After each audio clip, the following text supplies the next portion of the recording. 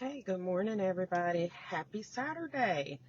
Today is today is March the 1st. Today is March the first day of a new month, um, March 2025, and it's definitely a day for new possibilities. I just decided to hop on because, most of my colleagues and I have a lot of friends, and actually I have family who are federal workers as well. Like, we've been riding this wave of emotion um over the last couple of weeks. And this morning I got up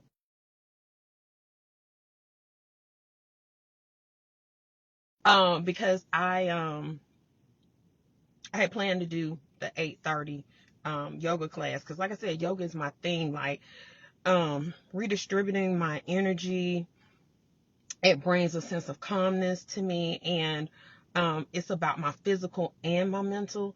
And so, yeah, yoga is my thing. Like, that is another tool in my toolbox that I'm using to help me to sustain. So I had got up. Let me back up.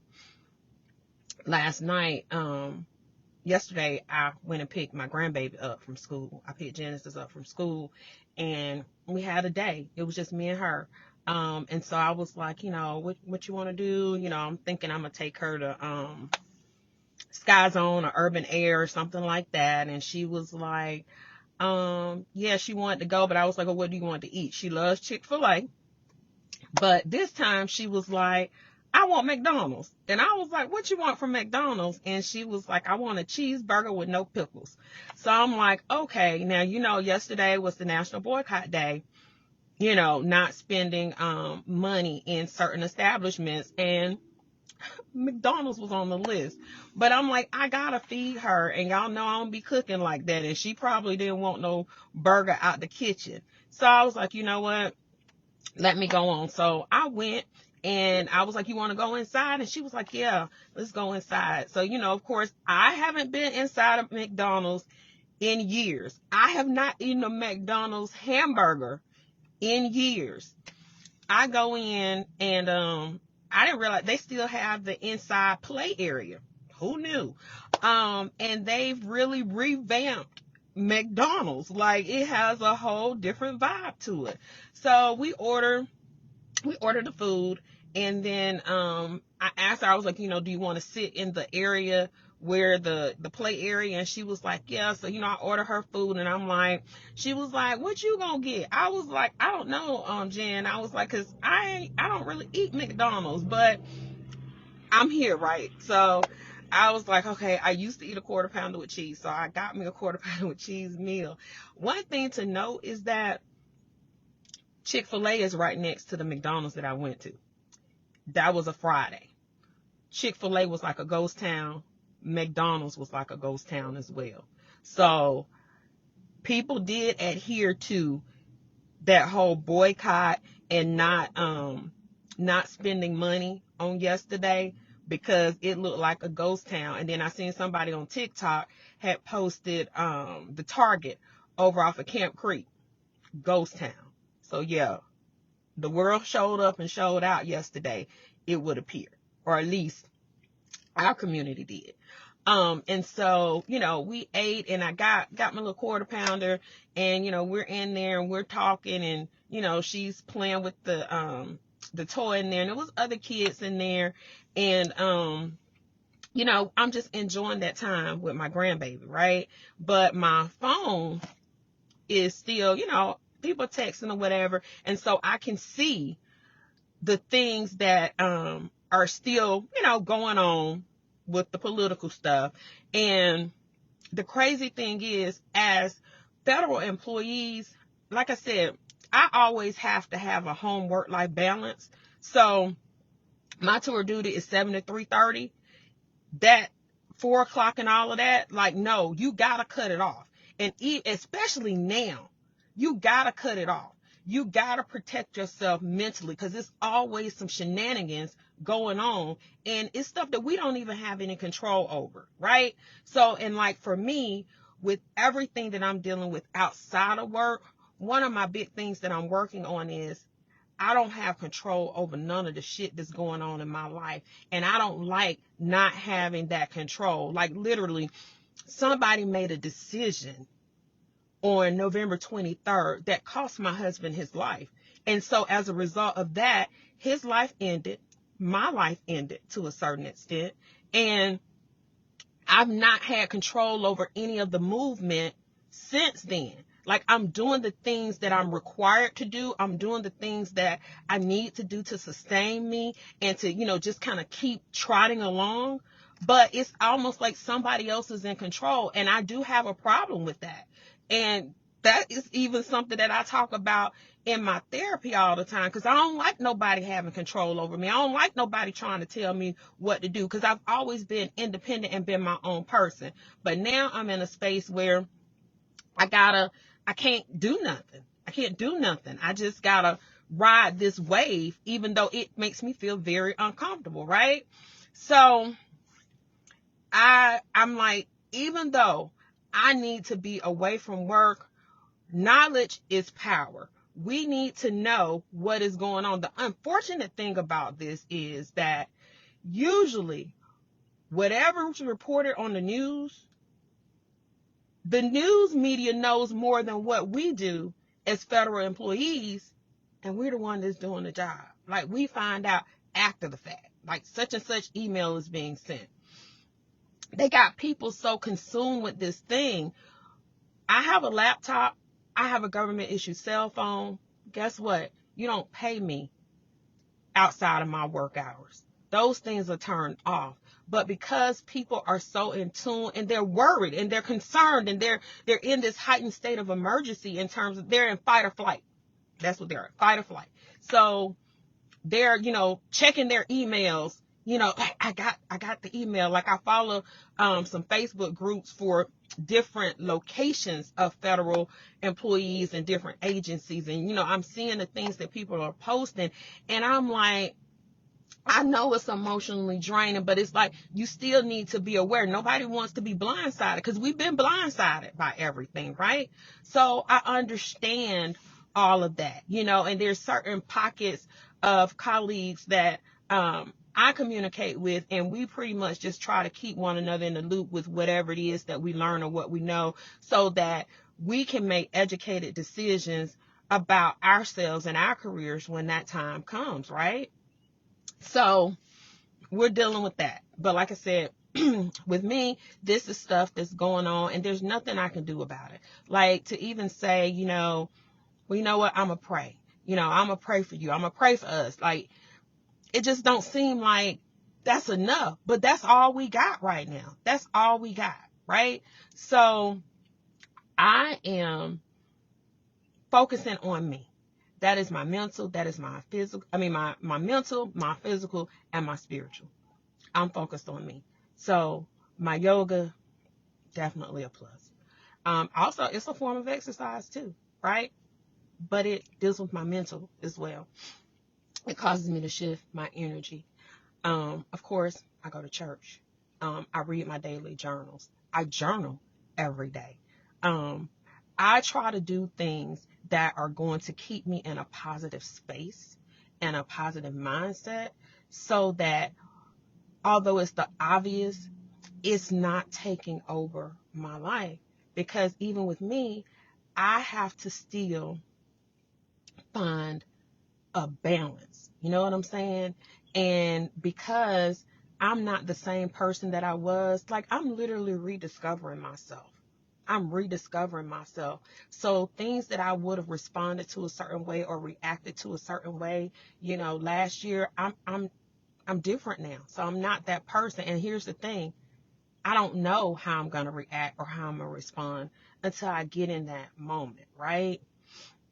I always try to conduct myself in a certain way, but because there's so many pressures and stressors that are on me, I'm not the same. Like, I had a meeting about something that I did to protect myself in the workplace, and I'm having this meeting, and while I'm having this meeting, and I, there's like higher ups in management, and like, so I'm listening to like what they're saying, right? And I'm just like, you know what? At this point, just go ahead and deny it. Deny it. So you got to give me my appeal rights and let me appeal it. I was like, it's very frustrating to me that I am in a place of leadership. I am the face of my organization with the employees, the people who do the work, right? The true purpose, the people who are turning the wheel. And I'm like, when they have things that come up, I advocate for them and I do what is in my power based on our regulations, right? I look at it, I see what it is, I make sure it makes sense, right? I don't take them through all this extra stuff because you don't know what people are. But in this instance, everybody knew where I was and why I was asking for what I asked for, right? And I'm just like, it doesn't make sense to me. I was like, I lost my husband. I've been in therapy for over a year. I'm asking for this based on my medical documentation that supports it. So it doesn't matter what you think personally. However, there's federal laws in place that say you have to consider this, right? I don't care what is what, but you got to do right by me. So the thing that I do that makes you look good, you making me jump through hoops. And so I treat my people the way I want to be treated. And then, when it flips and I need you to do what I do that represents you, you can't do it. Yeah, I was real pissed off about that. I was like, you know what? Deny it so I can do my appeal rights. I was like, because you know what? At this point, I'm not going to continue to sit on this call and go and have to plead my case. I was like, because I just need you to do it so I don't have to keep coming back repeating myself. Because she was like trying to say, well, I'll do it for like 3 months. Well, what the hell is 3 months gonna do? Because I'm telling you, I'm not claiming anything negative, but I promise you, 9 times out of 10, I am not gonna be whole. I am not gonna be out of therapy in 3 months. And the process, I applied for this process in July of last year. It was assigned to somebody in December. It's the end of February. And the decision was, we was just having the meeting required to make a decision, right? So if I got to start back over again, and then remember, there's a lot of movement because people are resigning or retiring or whatever the case may be. And everybody, the people that know me and understand my ethic and know what I've been through, who can have an understanding, those people may or may not be there, right? So now I got to continue to tell my damn story once again. I have enough instances when I have to tell my story, when I do depositions in regard to my husband passing away. When these attorneys are reaching out to me wanting all kinds of crazy shit, I'm having to continue to, restate my story. Now, I'm going to restate my story as many times as I need to because I need to hold people accountable for what happened that took my husband off this earth and changed my damn life forever. But I don't want to have to say it any more than I want to say it. And right now, I just know I'm having to say it a lot, right? So I feel like if somebody can mitigate, so I ain't got to say it one more time, I feel like they have a responsibility to do that. And so I ain't get that in my workplace. And that's kind of like how I'm feeling, right? And so I'm just like, it's a lot. It's a lot. So I'm trying to find a balance in a world full of chaos right now. And, everybody that works for a federal agency, like, we're trying to continue to be encouraged. We're continuing to support one another. This is some stuff that I can't explain it. I'm not trying to explain it. I will say that, there's things that I never thought I would live through in my lifetime. Never could have imagined. One of them was 9/11. The other was COVID, definitely. I thought, the craziest thing that would happen was when OJ was riding down the street in the white Bronco, because I was in the hospital in labor with Tanisha at the time. Like, I didn't think nothing could get that, any crazier than that until now. The world is shifted, and we're all like in this bad movie, and we don't even know what the ending is going to be. And it's like we're helpless. Like, it's just like somebody's able to do something to you and there's nothing you can do about it. I started working for the federal government. It was a job. It was a job that turned into a career. I like being a public servant. Like, I like what I do. I like being able to affect change and to assist and help taxpayers. I enjoy that. There's not always that side of what I actually do, but in my job duties, I'm not doing anything that is not warranted based on our tax code and what people do or don't do, right? So I am good at what it is that I do. But I'm just like, I'm gonna ride this thing out, because again, I don't have control over a whole lot of stuff in my life, but I had a plan for retirement, and this is before Steve even passed away. When Steve died, even my retirement plan shifted because he was a part of that, right? And so now I've had to kind of pivot. I've had to do things to re-solidify my financial situation to make sure that I'm good when I retire now, right? So I had decided after Steve passed, I was like, you know what? I'm going to work at least until Sydney is halfway through medical school, because not medical school, but law school, because law school is typically, there's not full academic scholarships like she got to Tuskegee, right? So I got to make sure that this is paid for. And so I need to continue to work.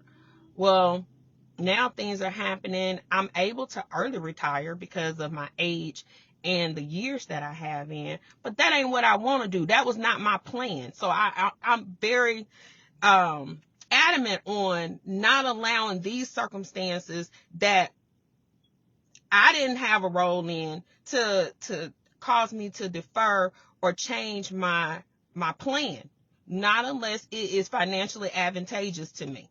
So I'll just ride the wave at this point, and I'm okay with that. It bothers me because there's a lot of my colleagues that can't ride the wave. It's a lot of my colleagues that have additional stress because to not have this job takes away so much from them, right? When you think about, like, there's a lot of us that have been in long enough where we could like retire, like we'll get our benefits and things of that nature. But at this point, like, everything that we've worked for, like, how we know this stuff gonna exist? How we know that our pension ain't gonna magically disappear? You know what I'm saying? Everybody's thinking along those lines, right? So I'm off on a little tangent, but yeah. So anyway, so that's that. So when I got out of yoga, I turn my phone off when I go into yoga. When I do things for me, I turn this phone off. When I turn the phone back on, I had text messages from several of my colleagues all over the country about everything that's going on. The email about the 5 bullets don't came out again. I was like, well, the last thing that I saw when I left work, from the one that was last week, they said, I think it was OPM, don't quote me, said that it was voluntary. But the bottom line is, I work Monday through Friday. I don't work on the weekend. I don't turn that computer on. I don't turn that government cell phone on. So whatever it is, it's going to wait until next week. And whatever guidance we get from NTU or whomever the case may be, then I'll deal with that at that time. But I refuse to allow that to infringe on my time on the weekend when it ain't nothing I can do about it. Ain't nothing I can do about it but get myself all worked up in a frenzy and get mad. That's all I can do. So that doesn't serve a purpose. So I choose not to do that, right? I choose to stay in a positive space. I do. I am working on me. I mentioned on I think when I did a live the other night or whatever, I had mentioned about, just God allowing me to see people, losing people out of my circle, realizing that everybody is not truly genuine and loving with Cam. And that just it just is what it is, right?